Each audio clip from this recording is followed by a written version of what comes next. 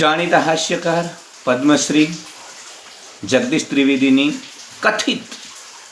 ત્રિવેદીની કથિત audio clip viral થઈ આખાય ગુજરાતમાં કાગારોડ મચી છે. સંસ્કૃતિ ખતરામાં આવી ગઈ છે, સભ્યતા ખતરામાં આવી ગઈ છે, લોકોની સુરુચિનો ભંગ થાય એ પ્રકારની આ ઓડિયો ક્લિપ સાંભળી ગુજરાતીઓ તો પરસ્પર ચર્ચા કરી રહ્યા છે કે આ એ જ જગદીશ ત્રિવેદી છે જેમને પદ્મશ્રીના ખિતાબથી સન્માનિત કરવામાં આવ્યા. આ એ જ જગદીશ ત્રિવેદી છે જેને દેશના સર્વોચ્ચ સન્માનમાંનું એક સન્માન આપવામાં આવ્યું. આ એ જ જગદીશ ત્રિવેદી છે જે આખાય પરિવારને સાથે બેસી સાંભળી શકાય એ પ્રકારના હળવા જોક્સ અને ચુટકુલા આપણને સંભળાવે છે, સંસ્કૃતિની સભ્ય વાતો કરે છે. એટલે આવું ઘણું બધું થઈ ગયું. 2 દિવસથી હું પોતે મારા પિતાજીને લઈને હોસ્પિટલમાં ગયો હતો, એટલે વ્યસ્ત હતો. પરંતુ આજે સમય મળ્યો તો મને લાગ્યું કે આ વિષયમાં બોલું. તો પહેલું તો કથિત ઓડિયો ક્લિપ એટલા માટે કહી છે કે ભાઈ આર્ટિફિશિયલ ઇન્ટેલિજન્સનો જમાનો છે, એટલે જ્યાં સુધી ફોરેન્સિક પુરાવાના આધારે પુરવાર ન થાય બધું, ત્યાં સુધી આપણે કથિત જ બોલવું પડે.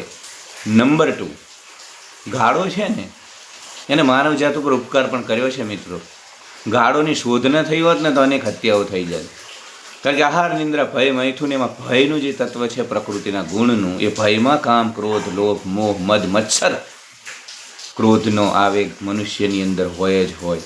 એટલે ક્રોધનો આવેગ જો ગાળ બોલવામાં ન આવે તો સમાય નહીં, અને સમાય નહીં તો માણસ હિંસા કરે, માણસ હત્યા કરે, માણસ હથિયાર ઉપાડે. એટલે ગાળ દ્વારા આમ તો માનવજાતની સેવા પણ થઈ છે કે માણસ ગાળો બોલી અને પોતાનો જે ઉભરો હોય, પોતાનો જે ક્રોધનો અતિ તીવ્ર આવેગ હોય, જેના મનને, શરીરને, સમાજને નુકસાન કરે એવો હોય, એ સમાઈ જાય. એટલે ગાળો આમ તો મનોવૈજ્ઞાનિક રીતે ખૂબ મદદ કરી રહી છે. અને એ તો આપણને એવું લાગે મિત્રો કે ભાઈ કોઈ પદ્મશ્રી ને કોઈ મોટું ને, અંતે બધા જ આહાર, નિંદ્રા, ભય, મૈથુન પ્રકૃતિના ગુણોથી બંધાયેલા છે. બધાની અંદર ક્રોધ, કામ, ક્રોધ, લોભ, મોહ, મદ, મત્સર પડેલો જ હોય. માણસ ગમે તેટલો મોટો બને, માણસ ગમે એટલો સફળ બને, પણ એની અંદર અમુક પ્રકારના જે ગુણો છે પ્રકૃતિના એ તો હોય જ છે.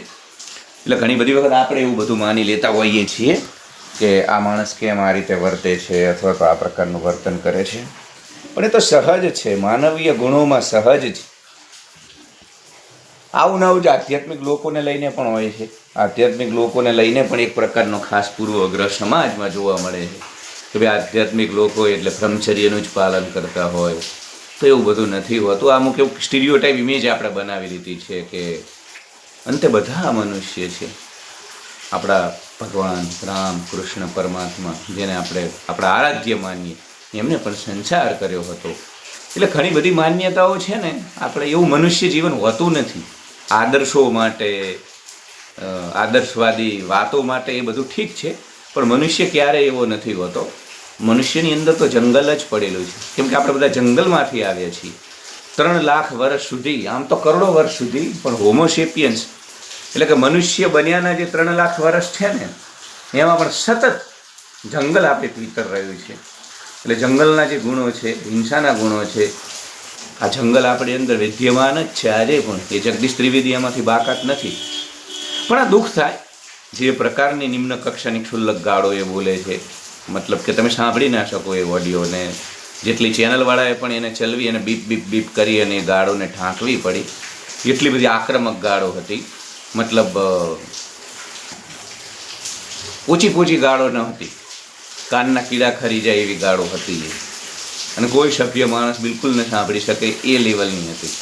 અને કોઈ માણસ પોતાનું પેટનું રોટિયું રડતો હોય, 2 ટંકના રોટલા કોઈ રડતો હોય જગદીશભાઈ, અને તમારા 2-3 જોક્સ કદાચ એમાં વાપરી લે, તો ભગવાને તો તમને મા સરસ્વતીનો વાસ આપ્યો છે.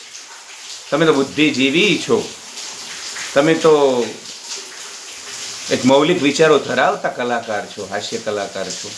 તમે પોતાની રીતે બીજા બધા જોક બનાવી જ લેવાના છો ને. તો જે પ્રકારની આક્રમકતા છે એ મને તો અનપેક્ષિત લાગે છે, અસ્વીકાર્ય લાગે છે.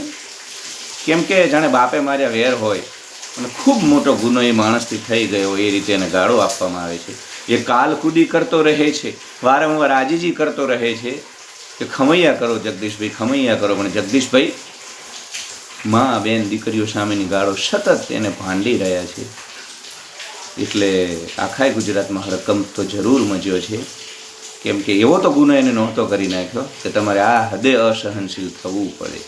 એટલે પદ્મશ્રી ને એ બધું તો ઠીક છે, એ બધા સાથે પણ માણસ તો અંતે માણસ હોય છે, એમાં કંઈ પેલું નથી, માણસથી ભૂલ થાય. પદ્મશ્રી નહીં, મેક્સેસે ને નોબેલ પ્રાઇઝ મળ્યા હોય તોય ભૂલ થતી હોય છે વિદેશોમાં, ભારતમાં. એટલે એનો સવાલ નથી, પણ આટલું બધું અસહનશીલ ન થવું જોઈએ. કેમ કે કોઈ 2 ટંકના રોટલા રડી લે 1-2 જોક બોલીને તમારા, તો એમાં તમે પોતે મૌલિક વિચારોથી નવું સર્જન કરી નાખશો તો મોટું મન રાખવું જોઈએ, ઉદારમતવાદી બનવું જોઈએ. ધન્યવાદ.